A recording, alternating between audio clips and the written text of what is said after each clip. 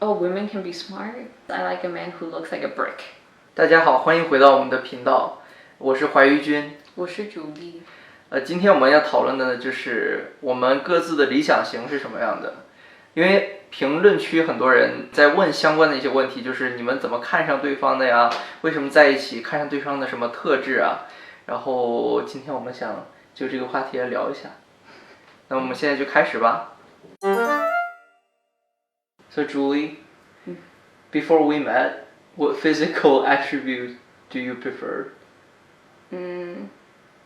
I've always known that I wasn't really into like blonde hair, blue eyes. The very typical Scandinavian man was not my type. I prefer like dark hair, dark eyes, definitely. I like someone who's physically like bigger than me. Mm-hmm. It doesn't mean you need to be tall, but because I've never had a height preference. If anything, I actually don't like a man who's like too much taller than me because then I feel like a midget. I don't really like men to be too skinny. I think when we met, I told you like, oh, a man needs to weigh this much more than me. Yeah. Otherwise, it's not even a discussion. And he needs to be physically strong enough to lift me. That's a legit requirement. So, your type needs to be like convincing. Like I always tell my friends, I like a man who looks like a brick. Very solid. Basically like a wrestler body type. Like I'm not into like the very skinny waist on men. Yeah, you don't like this shape. No, not really.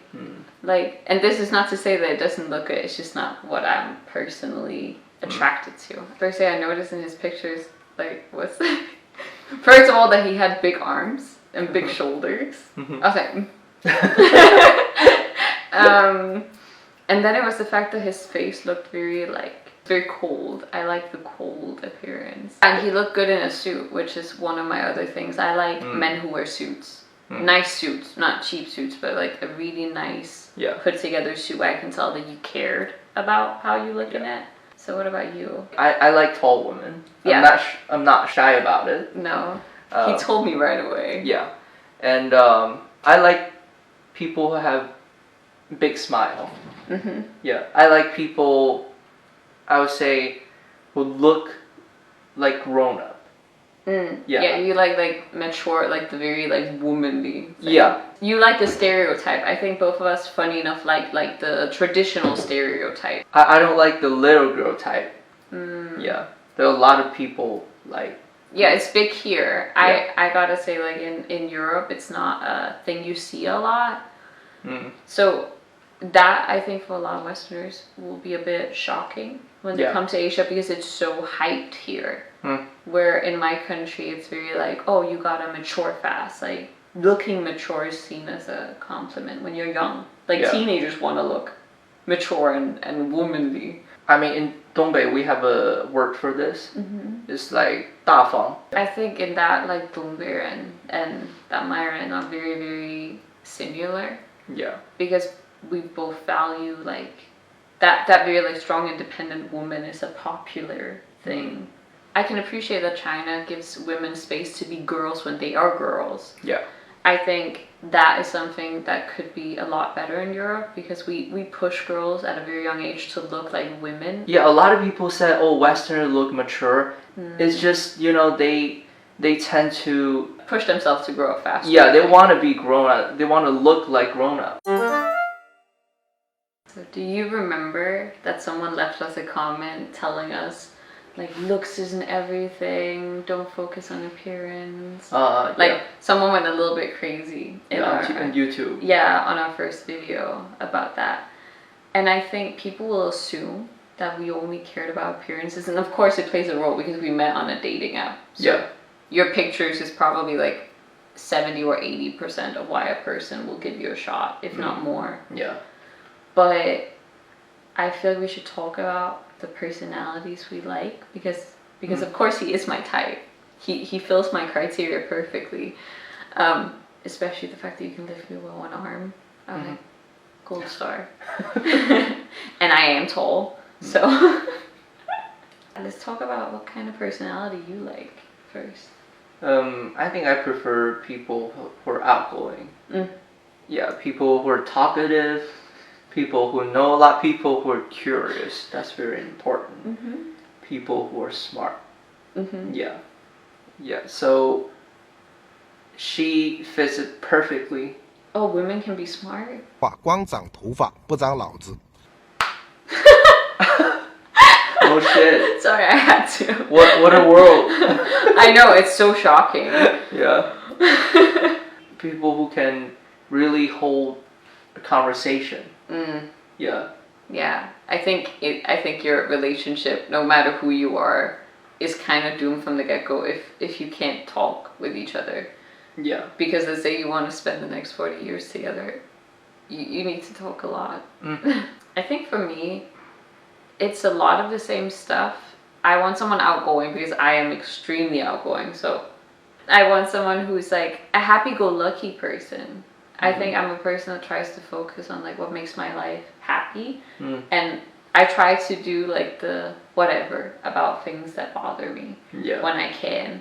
So I want someone who's the same, someone who has a lot of drive in their life, who knows what they want, who's very like, someone who's never satisfied with just this. Yeah. Because I think even though I'm very, very happy with my life, like I love that we're together now. It has definitely improved my life like 1,000,000,000%. But I'm still looking for like, oh, let's build more, like let's do more, let's experience more. Like I'm never gonna be satisfied with just like the life I have. Yeah. I guess you don't like people who stay at home all the time. I think we're quite similar. Yeah. I want a go-getter. Yeah, he's that type of person. He's an Aquarius. For the people that know astrology, this will make a lot of sense if you hadn't already guessed it. I'm a Sagittarius, so I'm certifiably crazy to deal with. Yeah, I'm a thinker. Yeah. He's always in his head, and it's so real. He's always going around being like, what if? Yeah, what if? And that's also a thing I love about you, is that you always, I like someone who thinks a lot, someone who challenges like the norm. I think both of us find it super amazing, the process of looking for the truth. Yeah, or coming up with our own theories about historical events, like how to understand things from multiple perspectives is something I'm super into. Yeah. So in that, I also want to say that I love having a partner that challenges me. If I'm being an ass, I want you to tell me like, Julie, seriously, cut the shit. Because that's something I'll respect later on. Yeah, I think that's the thing. You don't want a simp. No. Or like a slave. I have met people that were like that. Like a lot of men act like that at first, and for me it's instantly like, I think you're super nice, but no. Like I don't want someone who looks up to me. Yeah. My partner should be 100% my equal. And I want them to treat me like an equal. Both, like I don't want you to look down on me, but I don't want you to look up to me either. I just want you to see me for who I am as a human. The fact that we could have those deep conversations from day one, I was so amazed. I was like, oh my God. Like, this man is actually having like legitimate conversations. I still don't know how it happened.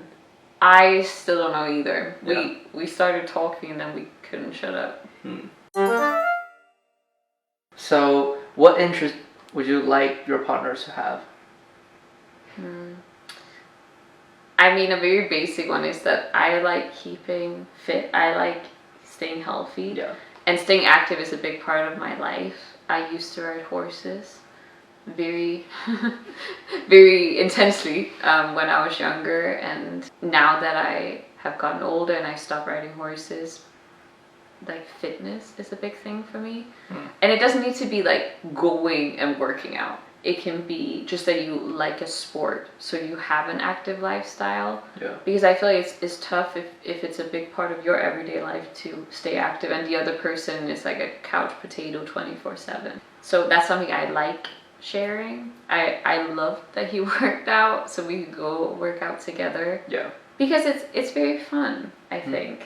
And we take it very seriously when we work out together. Yeah. It makes me like push myself harder. That's a big one for me. Obviously I like adventure, so I would like someone that likes traveling, but I don't consider that an interest. Unless you're someone that travels multiple times probably at least once a month, Yeah. not for work, just for fun time, then you can't say it's an interest, in my opinion. And most of us don't have that type of time. Yeah, I agree. Probably the biggest, and that's because of my personal interests in like history, culture, politics. Those three for me is a necessity because I discuss it a lot with friends, family.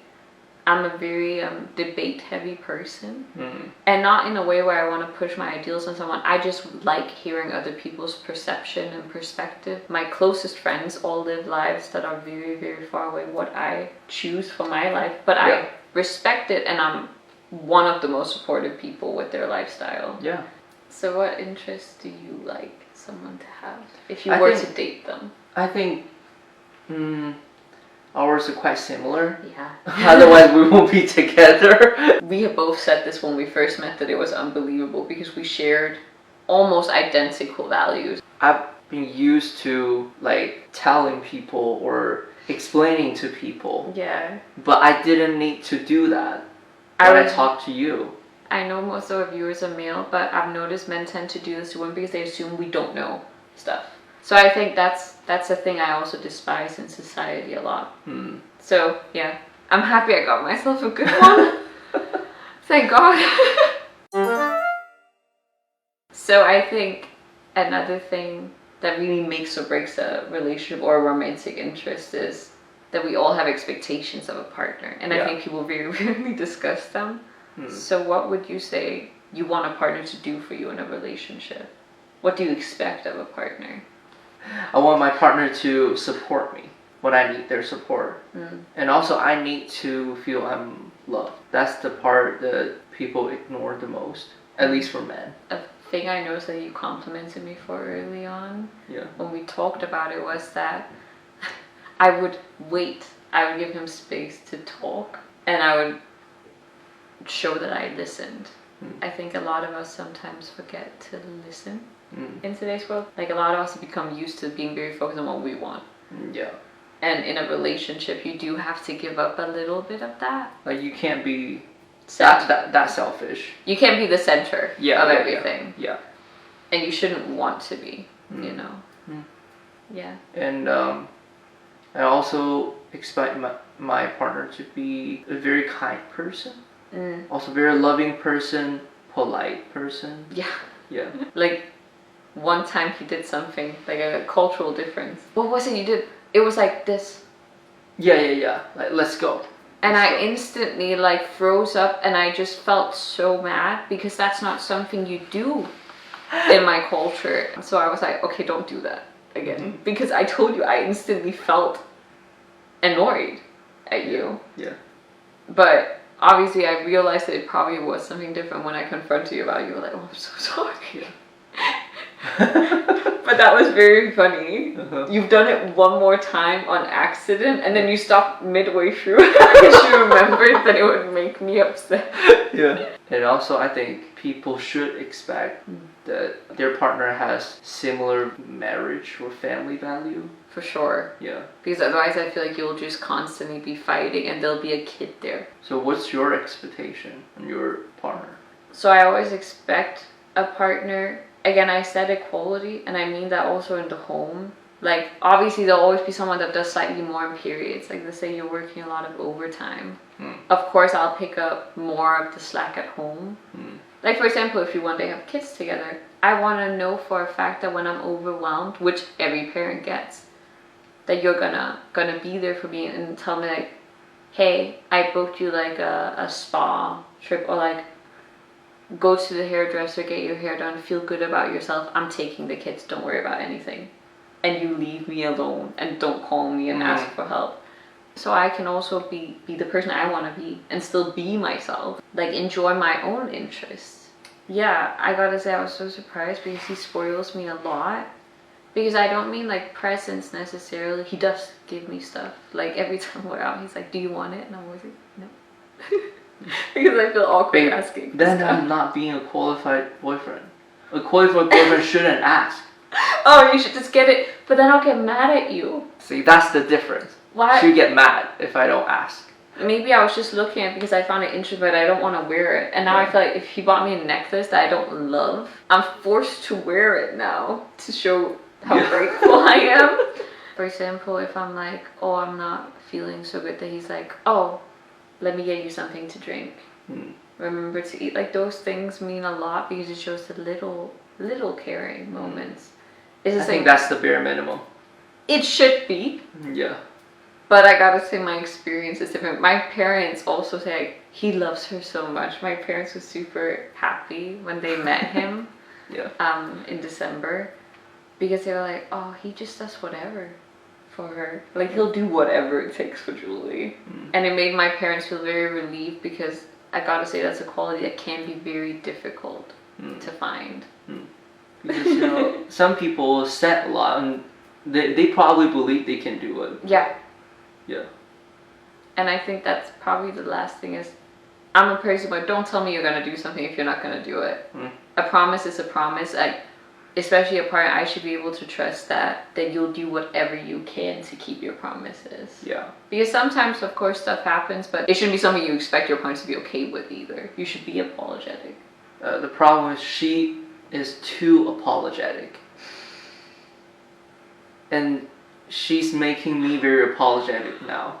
That's true, he does say sorry more now. Yeah. In the beginning, he was like, stop saying sorry, you make me feel awkward, because I guess in Chinese culture, you say sorry to people you're not close with, right? And like, thank you to people you're not that close with. Yeah, and also, like, in some situations, you don't need to say sorry. Yeah. Oops. I'm sorry. See?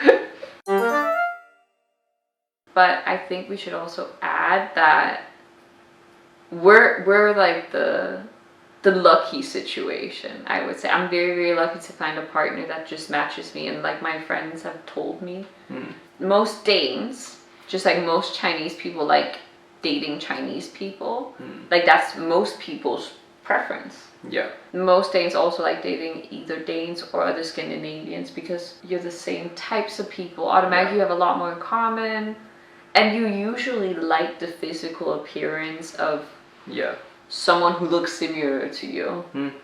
You shouldn't expect that most Scandinavian women automatically like Asian men. And vice versa. I also think most Asian men don't automatically like majority of Western women. Yeah, you thought you liked Western women, but you probably couldn't handle some situation.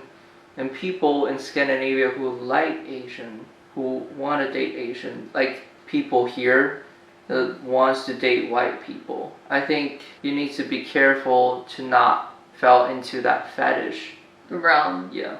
I would not have chosen any other man to do this for than him. My partner is Julie. She's not just a Scandinavian woman. I also want to put out there that if you ask most Scandinavians, I don't fall within the stereotype of Scandies.